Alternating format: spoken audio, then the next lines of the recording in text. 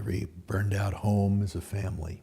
The pain in Congressman Brad Sherman's voice is clear as he talks about the devastation the Palisades fire has unleashed in his district. People are anxious to know when they can get back in, and many have been let back in, but inside the fire perimeter, there are so many environmental hazards that they that they really need to make things safe. Since the fire erupted, Sherman has spent weekends in his district trying to help constituents. Then during the week, he's back in Washington. Republicans are threatening to place conditions on federal wildfire aid, something Sherman says is unfortunate. The California delegation has almost uniformly voted for disaster relief for all the hurricanes, whether it be Sandy or the Louisiana hurricanes in the home state of the Speaker, or all those that take place in Florida. On Wednesday night, President Donald Trump said California must do more to enable water in the north to flow to the south, repeating a complaint he's often made. I don't think we should give California anything until they let water flow down into their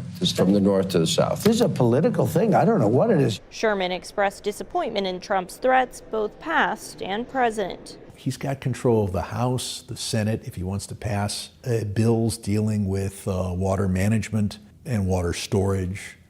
Go through the legislative process, but you don't turn to people who've lost their homes, lost their memorabilia and everything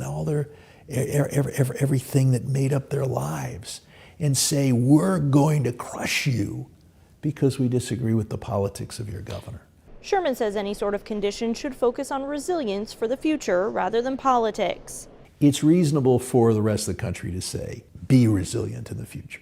It's not reasonable to say, we're going to tie this to the abortion issue. We're going to tie this to the gun issue. We're going to tie this to whatever hot button issue works for our constituency. People have to be given the resources to rebuild, and they do have to rebuild better. Trump is scheduled to visit Los Angeles on Friday to see the damage firsthand. Sherman says he will be there, but that the White House has not reached out to his office. We did everything possible to contact them. They've acknowledged that they know we're there.